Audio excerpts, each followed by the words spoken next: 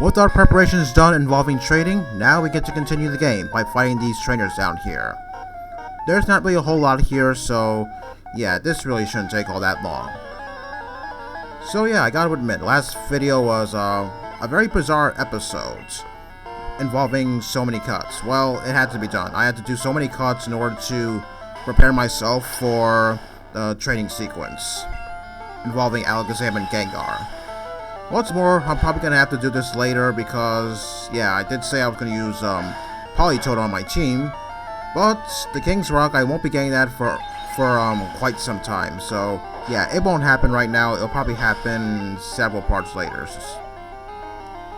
So yeah, whenever that happens, hopefully it won't take so many cuts in order to do so.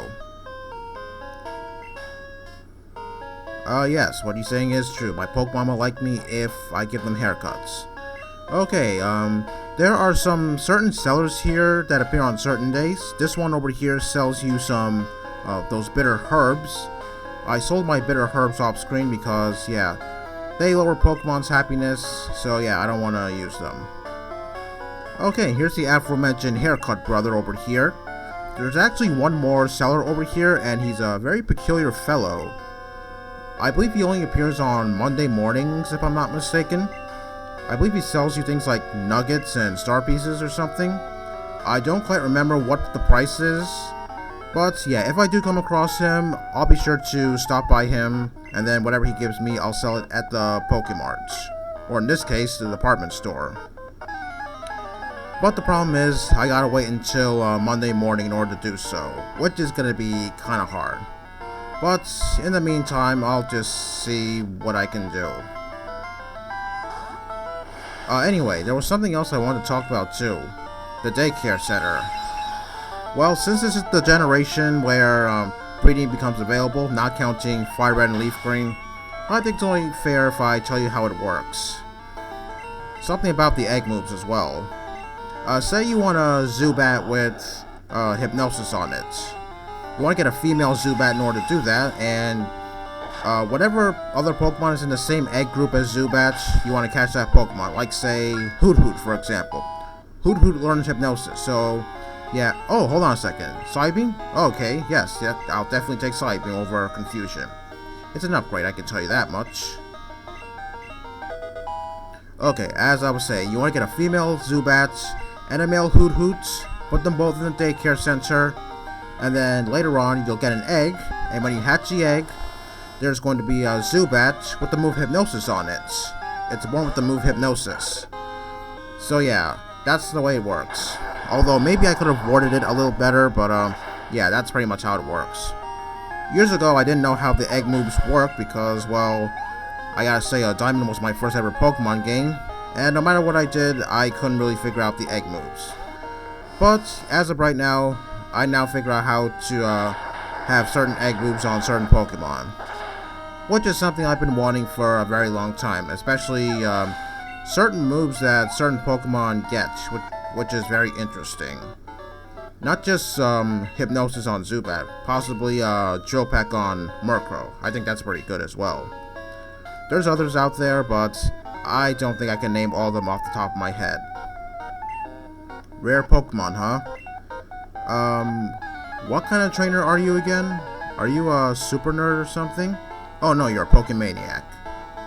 I was about to say another trainer class, but I'm not really sure if that certain trainer is actually in this game. Well, I'm not really sure if you count Alakazam as being rare, but I guess I have to say Quillava was pretty rare. Okay, anyway, with that done, I forgot to tell you about the various babies that could have been born from that odd egg I got. It's the baby Pokemon that first made their appearance in this very generation. Not counting Togepi, of course, because Togepi's not going to come out of the odd egg, just to let you know. It could either range from Pichu, Cleffa, Igglybuff, Smoochum, Elekid, or Magby, just like I have a Magby. I would use it, but I prefer having Magmar fully evolve, but that's not going to take place until Generation 4. Oh, hold on a second. The hiker on Route 33, Anthony, is a good guy. Yeah, if you count him interrupting me while I'm trying to perform my trading sequence with his annoying stories, or should I say pointless stories. Yeah, that's really being nice. Okay, that didn't really take too long. Actually, I guess it took like 5 minutes. But who's counting anyway? Okay, I'm just gonna go heal up real quick. At this point, I highly recommend that you put a Pokemon in your PC because there's going to be a little bit of a side quest going on once I reach the Toll House of Goldenrod City. That's a little further north. You'll see in just a second.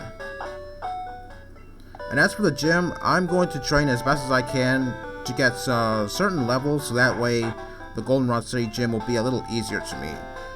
Because I have been told that it's one of the hardest gyms in the game. Okay, she's talking about that Sudowoodo that's on Route 36, I believe it's called. And apparently it's going to react if you pour water on it. Yeah, we all know that Sudowoodo hates water.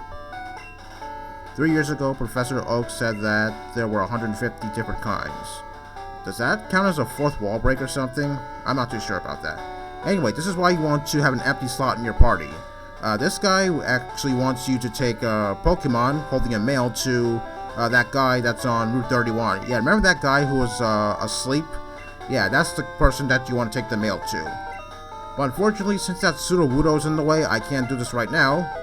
So I might as well just put the Pokemon in my party until then.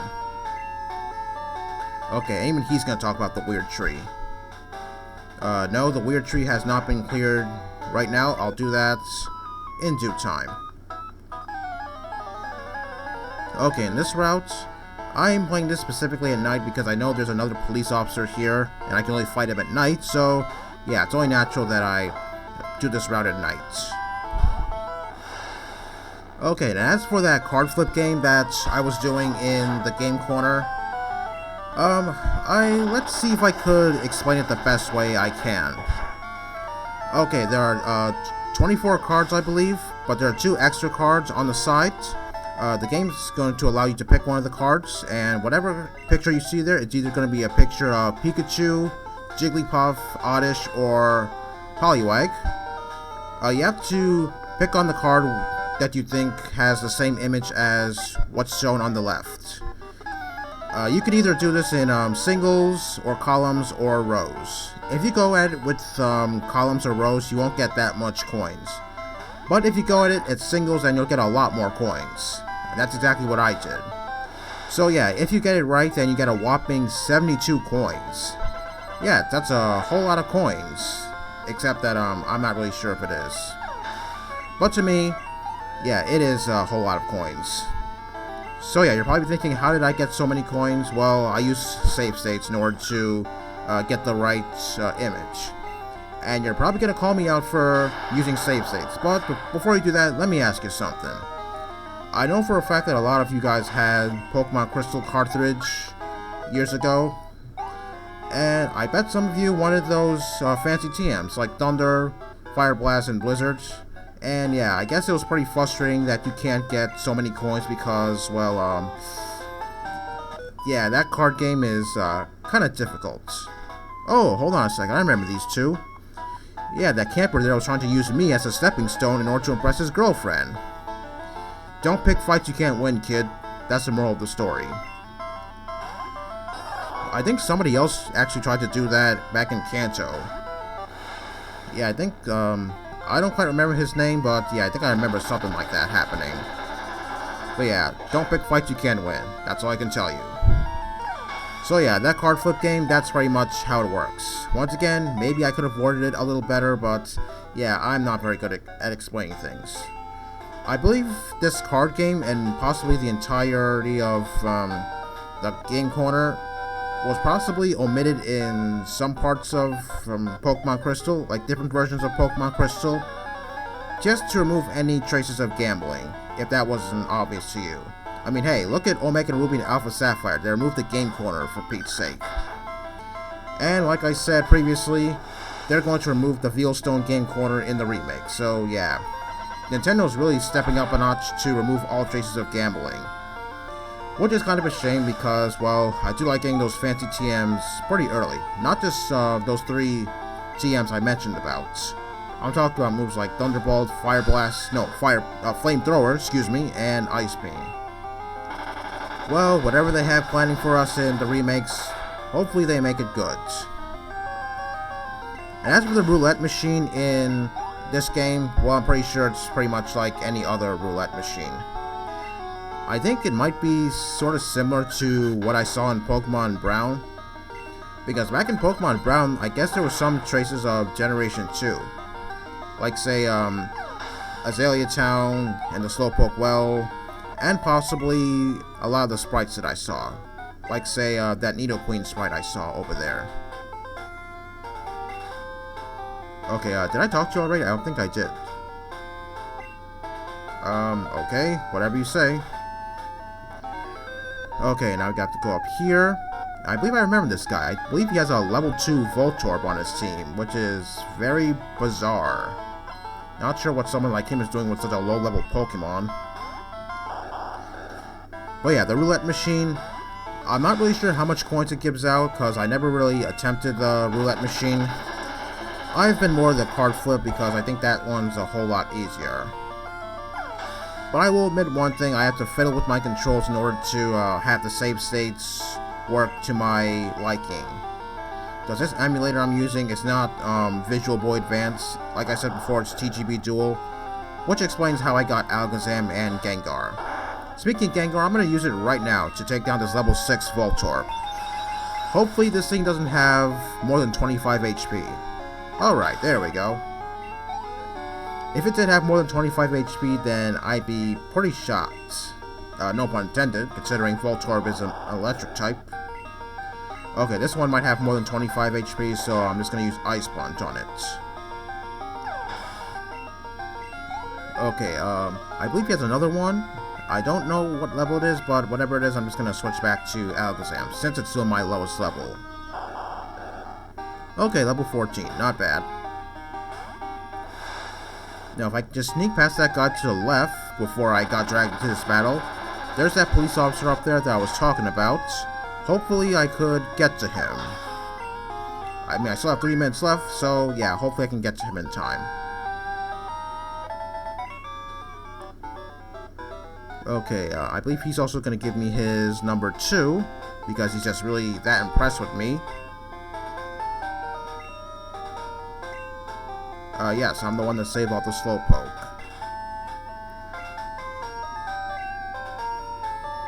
Okay, looks like he wants to kiss my feet or something. Yeah, pretty awkward behavior from a juggler. But I probably won't have any... Actually, I probably won't have his number forever. I'll probably delete it at some point, considering I need more room for other people's numbers. Okay, and here's that police officer. Like I said before, I'm not too sure if him and that other officer that I fought south of Goldenrod are the only 2 police officers in this game. There could be more, but yeah, I'm not too sure myself. And this time he has 2 Pokemon, as opposed to that one officer who had just 1 Growlithe. Okay, take it that he has 2 Growlithes on his team. Okay, yes he does. So yeah, the casino, or rather game corner, I prefer the card game over the roulette because I think it's much easier. In Generation 3, I'm not really sure what's easier, whether it's that roulette machine or maybe the... what is it called? I forgot the name. Sorry about that. It's that one with the marble. Yeah, sorry about that. As you can see, I'm not very good with gambling things, so yeah, naturally I kind of forgot what that other game was called, the one with the marble. Yeah, that one was kind of on the annoying side too. What I try to do is, before I get to Mobile City, I try to save as much money as I can in hopes of getting those certain TMs, so that way I can make the game a little bit easier for me. I mean, who doesn't want those TMs? But still, getting those TMs, it's kind of hard, considering I think they're only like 4,000 coins, so yeah, I'm gonna have to rack up on so many coins just to get those TMs. But I'll cross that bridge when I get there. And believe me, it's probably gonna be pretty hard. As of right now, I'm only planning on getting one of those TMs, I believe Thunderbolts. So yeah, by that time, hopefully I have enough money to get the Thunderbolt TM when I eventually get to Emeralds. Hopefully. Okay, good to know. That's it for today. See you next time.